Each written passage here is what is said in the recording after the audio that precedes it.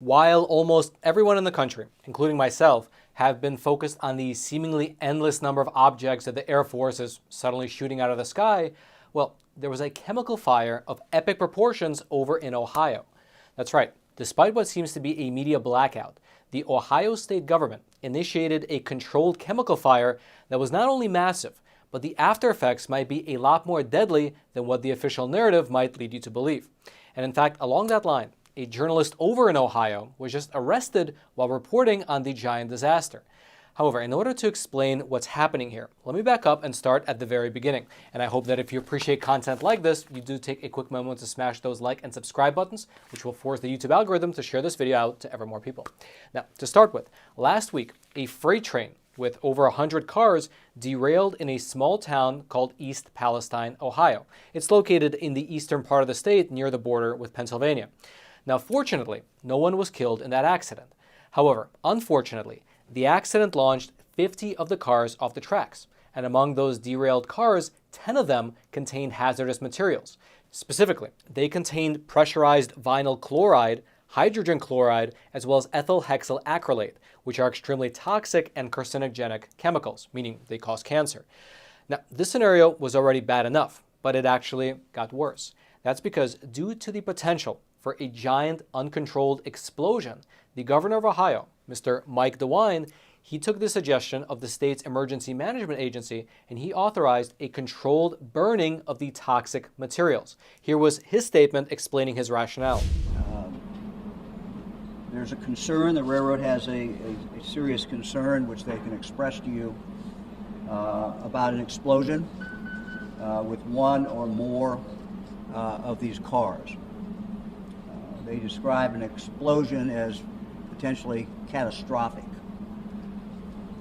It could potentially explode, causing deadly disbursement of shrapnel and toxic fumes.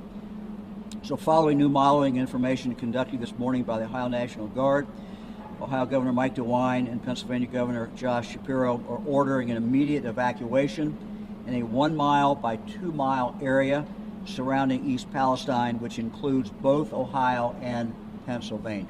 To alleviate the risk of this shrapnel, Norfolk Southern Railroad is planning a controlled release of the vinyl chloride at approximately 3:30 p.m. The controlled release of the toxic chemicals also has the potential to be deadly if inhaled. Those in the red area are facing grave danger of death if they are still in that area.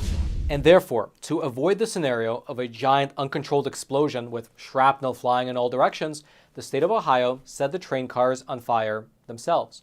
But while that decision might have averted a giant explosion with shrapnel flying everywhere, it did not avoid releasing toxic gases into the air. The videos of this fire are something like out of a movie, with massive plumes of black smoke shooting up into the sky for several days on end. And the smoke, well, it contained vinyl chloride, phosgene, hydrogen chloride, among several other highly toxic gases. And it's worth noting that phosgene in particular is an extremely toxic gas. So toxic, in fact, that it was used during the First World War as a chemical weapon to kill soldiers who were hiding in their foxholes. Now, when this giant fire was initially set off, the governor, as we saw in that video, he sent out an evacuation order to anyone living within a mile radius of the blast zone, telling them to get away from their homes due to the risk that these dangerous chemicals posed to their and their families' health. However, within just a few days, the evacuation order was lifted, and the local officials said that it was safe for people to return, which was a decision that many questioned, including Mr. Sil Coggiano, a hazardous materials specialist. Here's what he said regarding this decision to a local news outlet. Quote, "We basically nuked the town with chemicals so we could get a railroad open. I was surprised when they quickly told the people they can go back home, but then said if they feel like they want their homes tested, they can have them tested. I would have far rather they did all the testing." But the state and local officials went even further than just telling people that they can return. That's because the East Palestine fire chief held a press conference during which he said that the air and water samples that they've collected indicate that the air and water quality in the local area are perfectly safe for the residents. But this is where the official narrative begins to deviate from what we're seeing on the ground, with the first clue showing that something might be off being the fact that during the press conference, a reporter who was there was arrested. As you can see from the footage up on your screen, A journalist for News Nation was there covering the press conference when he was suddenly thrown to the ground by the police, arrested, and taken to jail for alleged trespassing and disorderly conduct. In reality, though, if you watch the actual footage, it looked like he was just there at the press conference doing some normal reporting. In fact, after the man was thrown into jail, the governor, Mike DeWine, he came out and he issued a statement essentially washing his hands of the whole affair, saying that it wasn't him who authorized the arrest.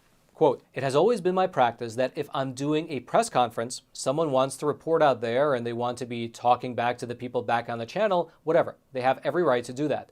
If someone was stopped from doing that or told they could not do that, that was wrong.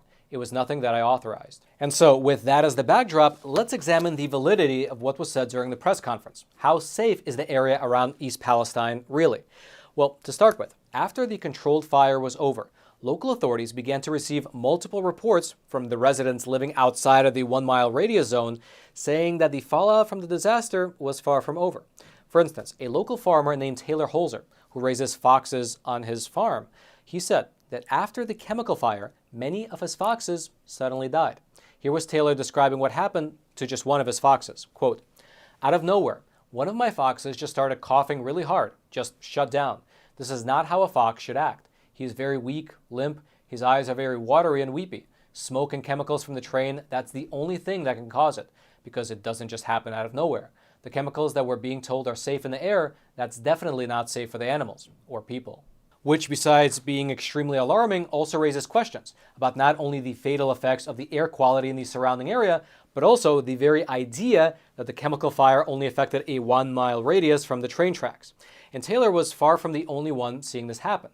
Another local farmer who raises chickens saw her flock suddenly dying out. Here's what she told a ABC affiliate in the local area. Quote, "My video camera footage shows my chickens were perfectly fine before they started this burn. And as soon as they started the burn, my chickens slowed down and they died. If it can do this to chickens in one night, imagine what it's going to do to us in 20 years. Then another local resident said that once the evacuation order was lifted and her family returned home, they began getting sick. Here's how she responded to the local officials who said that everything was fine and dandy. Quote, "The headaches and nausea her family experienced at their house last weekend and the pungent odor that reminds her of a mixture of nail polish remover and burning tires told her otherwise." Then you had another local resident who owns a dog kennel 10 full miles from the fire. Here's what she described her neighborhood to be like. And again, this is 10 full miles from the blast zone. Quote, "One of those residents was Kathleen Schwarzwelder, the operator of a local dog kennel in nearby Darlington, Pennsylvania. The catastrophe caused her to leave her home, despite the fact that it lies more than 10 miles away from the site of the controlled burn. After fleeing to Boardman, Ohio, 15 miles from the derailment, Schwarzwelder stated she received multiple reports of dead chickens, fish, and other animals from friends and acquaintances. One affected resident told Schwarzwelder that they let their 2-year-old dog out to use the bathroom only for it to never return. When they embarked upon a search for their missing pet, they found it dead in their yard." But the story actually gets a lot deeper than that, which we'll get to after I introduce the sponsor of today's episode, which is an awesome company that actually sold me this beautiful coin. This right here is an American Walking Liberty 1-ounce gold coin. And typically, I order at least one of these from our sponsor, American Hartford Gold, every single month. The reason I do so is because, as you likely know, the inflation rate in this country is the highest that has been in, the last 40 years now. Everything like the price of food, the price of housing, the price of gas is absolutely going through the roof. And in fact, market experts like the CEO of JP Morgan Chase, he's not only predicting a recession, but he's even using words like unprecedented economic hurricane. And so listen, I absolutely do not give you any financial advice, but I would recommend that you do what I do, which is pick up the phone and call American Hartford Gold. Their super friendly staff can help you diversify your portfolio by either getting physical gold and physical silver delivered directly to your doorstep like I do, or deposited directly into your IRA and your 401k accounts. They make the entire process super simple. And actually, besides me, they have an A+ rating with the Better Business Bureau with quite literally thousands of satisfied clients around the country. And best of all, to our viewers, to the viewers of Facts Matter, they are currently throwing in $2,500 worth of free silver on your first qualifying order. So giving them a call is an absolute no-brainer. So pick up the phone and call 866-242-2352. That's 866-242-2352. Or text Roman to 65532. Their link will also be down in the description box below. And then let's head on back to the studio. And this type of devastation does not appear to be limited to only the animals living on land. For instance, according to a local official, who manages river preservation in the area, they are getting reports of fish dying in the waterways. Here's what he told local media, quote, Leslie Run comes out of East Palestine and that goes into Bull Creek, which then goes into North Fork. And we know for sure that there has been some fish kill in Leslie Run and Bull Creek and some portions of the North Fork, with fish kill meaning dead fish. Now, of course, it goes without saying that very likely nobody wanted this fire, and the officials that decided to start the fire, such as, for instance, the governor, he really did likely see it as the best option that they had in order to avert a giant explosion. That's at least the official story. However, now that it's over, it's incredibly important for the people living in that local area to get accurate, honest assessments about the possible long-term dangers to their and their family's health. And these reports from the local farmers and the local residents, well, they seem to be painting a rather significantly different picture from the official narrative, because this is what they're saying, while the official narrative is saying that the situation is okay and it's under control. But let me read to you a small excerpt that came out of the Washington Post, where they interviewed someone living in the area, and you tell me if this sounds like everything is under control. Quote, some nights, resident Eric Whitney says the air smells like an over-chlorinated swimming pool, and his eyes burn. He returned to his house the day authorities lifted the evacuation order. He can't move his family of 5 out of their home, so he says he has no choice but to stay put and follow authorities' instructions. Eric is then quoted as saying in the article, quote, for a small town, we have to trust them, because what else do we have to do? We have to trust that they are not lying to us. And for his sake, as well as for the sake of his family, I hope that's true. And I also hope that 5, 10, 15 years from now, we don't see a cluster of cancers popping up in the area. Because to be honest, I mean, that would just be devastating. People are listening to their local authorities who say that the area is safe, and so they're returning to their homes. However, the whole place smells of chemicals, and the people are staying put because, again, the local authorities say that it's okay. And I, for one, just hope that they're right. Although, frankly, if I was living in that area and I had the opportunity to, I would leave as soon as I possibly could, even though very likely right now selling your home in East Palestine might be a difficult venture. If you'd like to go deeper into the story, I'll throw all my research notes down into the description box below, including actually something that I didn't really get to touch on in the episode itself, which is the fact that the EPA still has not disclosed the names of all the chemicals that were on the train cars. And because of that, it's still not clear which gases were released into the air. In fact, just today, which is already over a full week from the fire, they are still discovering more chemicals that were present in the train cars. And so if you'd like to go deeper into that part of the story, I'll throw the links to some articles regarding the EPA's odd decision. It'll also be down there in the description box below.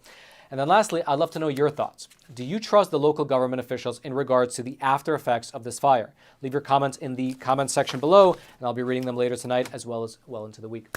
And then until next time, I'm your host, Roman from the Epic Times. Stay informed, and most importantly, stay free.